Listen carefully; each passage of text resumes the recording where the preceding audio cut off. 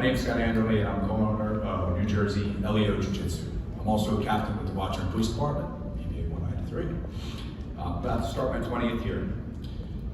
This is my partner, Matt. He's a detective with the Edison Police Department, and he's been there for over 20 years. I met Matt over a decade ago doing Brazilian Jiu-Jitsu. We've both been doing that longer than we've been police officers. We're both black belts in Brazilian Jiu-Jitsu. We're both defensive tactics instructors. Our company removes obstacles and breaks down barriers for police officers that want to begin training Jiu-Jitsu. We do it 100% for free. And even 5 years ago, I would have stood up here and explained what Brazilian Jiu-Jitsu is and tell you all about the techniques, but I don't think I have to do that today. I heard a lot of talk about defensive tactics this morning, which is great. The law enforcement community has really embraced Brazilian Jiu-Jitsu and recognized the benefits. So today, I'm going to briefly talk a little bit about how Brazilian Jiu-Jitsu can be beneficial to our profession in a few other ways. And namely, in a problem area that has been affecting us both here in New Jersey and nationally, and that's recruitment. So 20 years ago, when I was trying to get a job, it was hard. The competition was stiff. You'd have 500 people showing up to take a test for one position.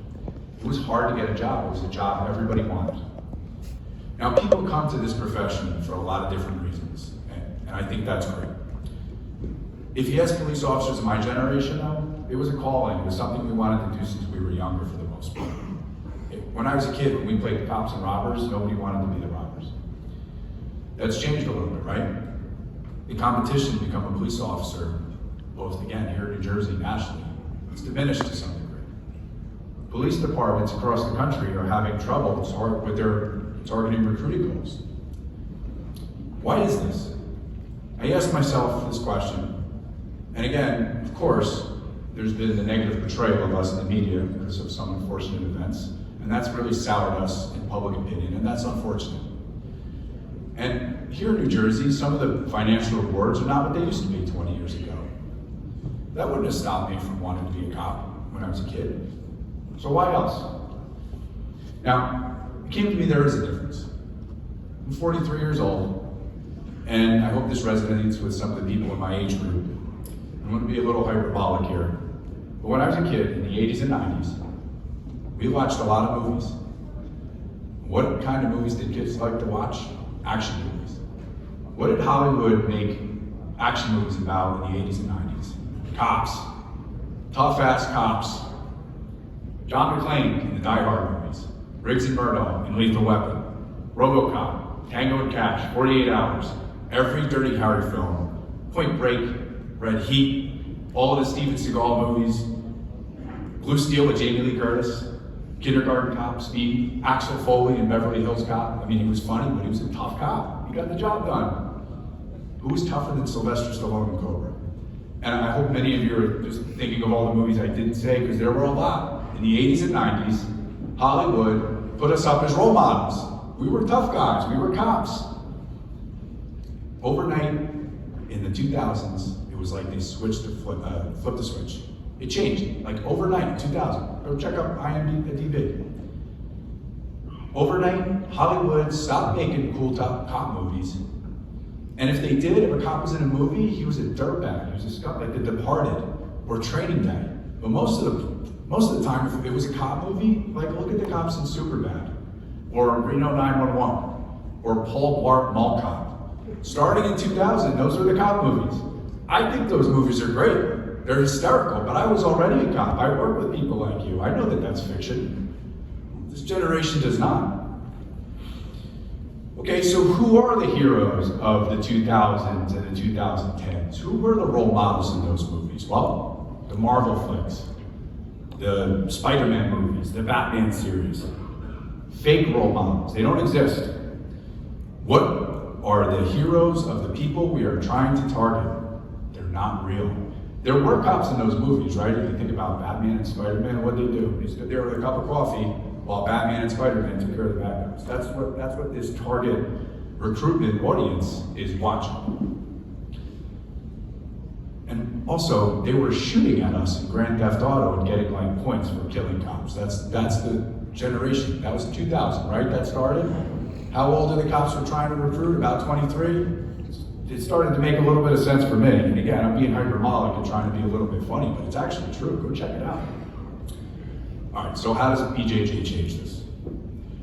I can tell you, police officers that practice Brazilian Jiu-Jitsu are more confident in stressful situations. It allows for better decision-making in critical moments, and confidence can lead to professionalism. Now, Hollywood, they're not gonna start making those cool movies again, putting us up as role models. They're not. And by the way, I in no way condone the tactics of the cops in those movies. It's fiction. But they were role models. We looked up to them. They're not gonna do that anymore. But we make content every day on our body-worn cameras. And more that content is available on YouTube, and it goes viral. And the cops that are gonna be in those videos, if they're training, they're gonna shine there. They're gonna be in control. They're gonna do the job, they're gonna do it right.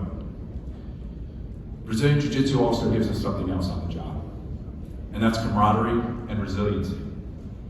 Any cop who practices Brazilian Jiu-Jitsu, and there's a lot in this room, I see so many familiar faces, but they're gonna tell you that training with your coworkers really builds a relationship that's gonna be deeper than just showing up to calls together. There's a reason why corporate America sends their employees into the woods to do trust falls on these retreats for millions of dollars every year, because team building builds camaraderie. Brazilian Jiu-Jitsu will do that for you. So, my ask of you, as union representatives, when your officers come to you and ask for support in Brazilian Jiu-Jitsu initiatives, back them. Help them develop a training program in-house. Work with your administration so that the administration can see the benefits of resiliency, camaraderie, retention, and also recruitment that Brazilian Jiu-Jitsu can bring to your department. Now, Matt and I have spent about a year and a half putting the focus on police officers that train by hosting events like the one we're doing at 5 p.m. tonight. And I invite you, if you want to come check it out, we'll get the details for you. But tonight there's going to be 70 cops from New Jersey training Brazilian Jiu-Jitsu together on one mat, like we do every month. 70 tough, real tough New Jersey cops training, building their skills, building relationships. Now, I'm not saying you have to do Brazilian Jiu-Jitsu to be a tough cop. We all bring something different to the table. But what we're offering is a tool for the men and women that are in law enforcement that just may need a little bit of extra safety or a little bit of extra confidence. And I believe Brazilian Jiu-Jitsu will do that for you. If you're interested in learning more about what we do at NJ Jiu-Jitsu, we document all of our endeavors on Instagram, NJ Jiu-Jitsu. That's it. If you need assistance in building a departmental team or program, if you have questions about how we do things, reach out to us at njleojujitsu@gmail.com. We do this 100% for free. We do it for the love of Brazilian Jiu-Jitsu and policing. Thank you for listening, and be safe.